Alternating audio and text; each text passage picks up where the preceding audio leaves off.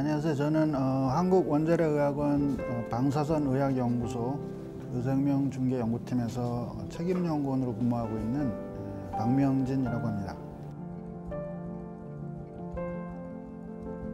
제가 연구 개발한 내용은 방사선 민감제 VS102를 대상으로 생쥐를 이용한 생체 실험에서 이 VS101이 효과적으로 작용하는지 여부를 판단하는 실험 내용이 되겠습니다. 보통 일반적으로 실험실 수준에서 효과를 보이는 약물들이 생체 실험에서 실패하는 경우가 굉장히 많습니다. 그래서 최소한 생쥐 모델을 이용한 생체 효능 검증이 필수적이라고 할 수 있겠습니다.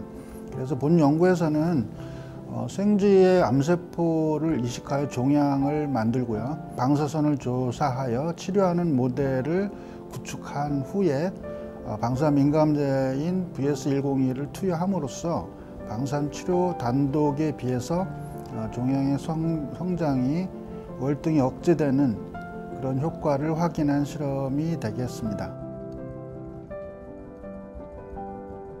암세포를 대상으로 하는 방사선 조사는 이러한 DNA를 파괴함으로써 세포의 성장을 억제하는 것을 목표로 합니다. 방사선 민감제는 이러한 방사선의 암 억제, 성장 억제 작용에 대해서 방사선 효과를 직접적으로 증가시키거나 방사선 효과와 다른 또 다른 작용 기전으로 간접적으로 작용해서 방사선의 암세포 저해 등 효능을 갖다가 증가시킬 수가 있겠습니다.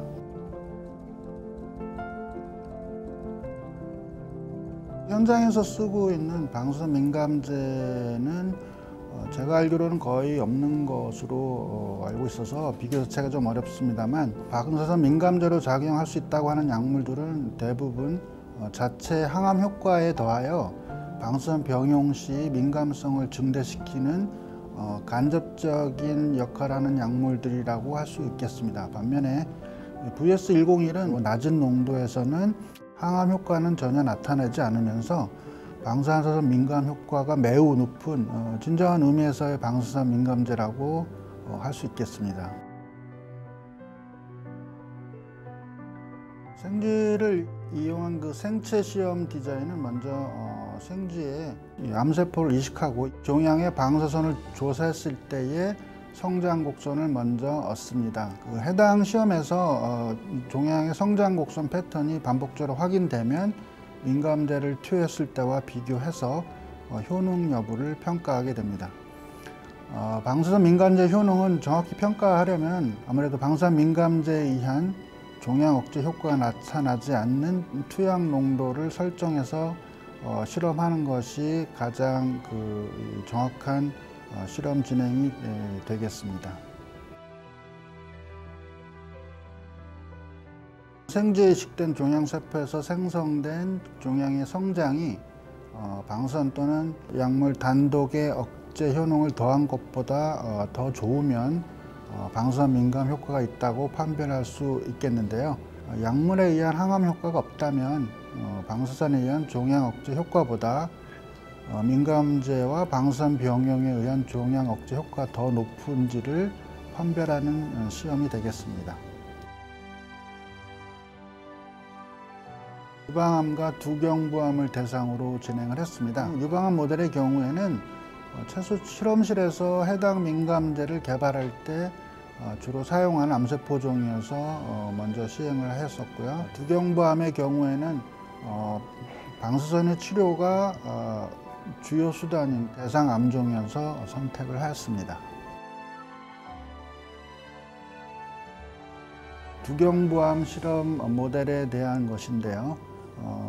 보시면은 이 맨 왼쪽에 있는 그래프들은 이제 종양 단독의 성장 곡선을 보여주는 그래프가 되겠습니다. 이때 저희들이 사용한 VS101의 농도는 여기 표시되어 있는 것처럼 0.5하고 1mg/마우스 kg당 0.5, 1mg 사용했는데 종양의 성장에 전혀 영향을 주지 않았습니다. 중간에 있는 검은색 그래프는 종양의 방사선만 조사했을 때의 성장 곡선을 나타낸 것입니다.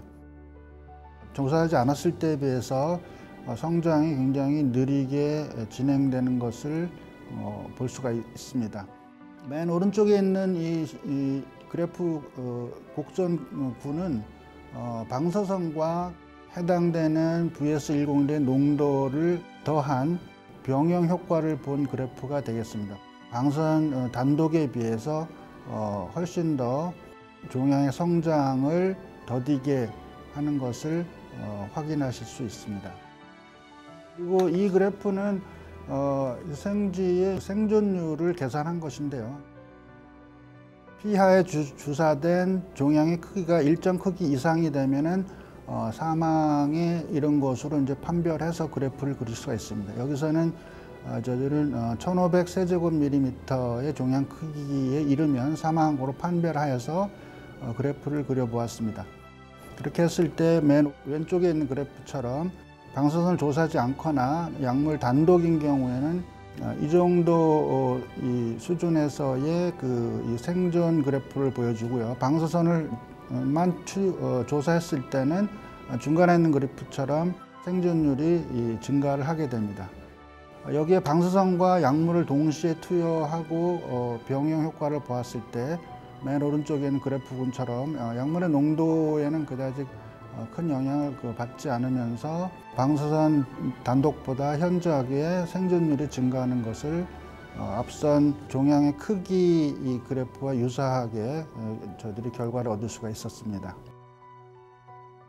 마지막 그래프는 이제 생쥐의 몸무게 변화를 갖다 측정을 한 것인데요. 여러 가지 이 방사선을 쪼이거나 또는 약물 단독 또는 병형했을 때의 그래프군이 이제 거의 유사하게 흐르는 것을 볼 수가 있는데요.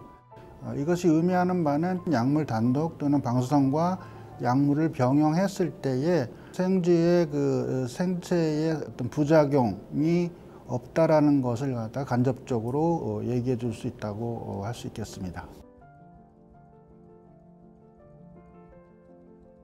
MCF7 같은 경우에는 종양을 형성할 수 있는 능력이 자체적으로 매우 약합니다. 그래서 생쥐 피하에 이식했다고 종양이 바로 생기지를 않습니다. 그래서 이 종양을 만들기 위해서는 이 세포의 먹이가 될 수 있는 에스트로겐이라고 하는 알약 형태로 생쥐의 등 뒤에 이식을 하게 됩니다.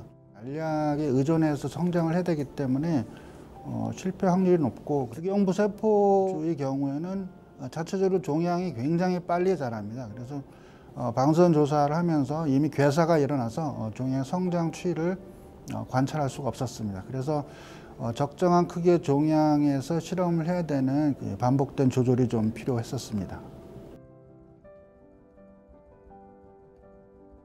P53이라는 이 종양 억제 유전자가 정상인 경우에는 신호기전을 통해서 방사선의 효과가 나타나게 됩니다. 이 방사선의 어떤 반응성, 치료성에 대해서 가장 중요한 지표라고 할 수가 있는데요. 근데 일반적으로 이제 암세포는 약 50% 정도는 P53이 돌연 변이가 되어 있어서 P53 신호기전이 작동하지 않는 것으로 알려져 있습니다. 이런 맥락에서 그 VS101이 P53의 상태에 상관없이 방사선 민감 효과를 나타난다는 것은 매우 의의 있는 약물이라고 할 수 있겠습니다. 똑같은 개수의 암세포를 심지만 종양이 일정하게 자라주지를 않습니다. 그렇기 때문에 각 그룹당의 N수, 즉 마릿수가 많아야 그것을 대상으로 평균을 산출할 때 에러가 적을 수가 있겠죠. 그렇지만 이제 마릿수가 많아지면은 측정의 정확도를 유지하는 것이 상당히 힘든 그런 점이 이제 동물 실험에서 좀 힘든 점이 되겠습니다.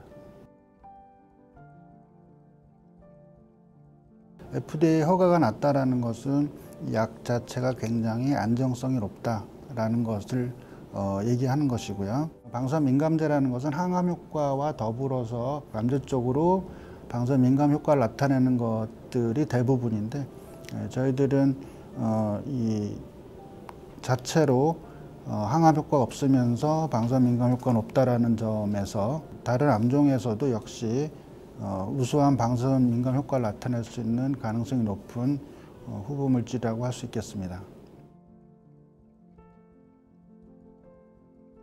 뇌종양 또는 육종 같은 경우에는 저희 연구진이 동물 실험 모델을 확보하고 있습니다. 그래서 PS101의 효능을 평가하기에 매우 용이할 것으로 보여져서 적용해보고 싶고요. 그리고 방사선 치료는 일반적으로 항암제와 병행해서 시행하기 때문에 방사선, 항암제 그리고 민감제의 합동 병용 효과에 대한 연구도 기회가 되면 진행해보고 싶습니다. 그리고 VS101이 그 방사선 민감 효과뿐만 아니라 항암제와의 병용에서도 민감 효과를 나타낸다는 VS101과 항암제 단독의 병용 효과도 함께 연구해 보면 좋을 것 같습니다.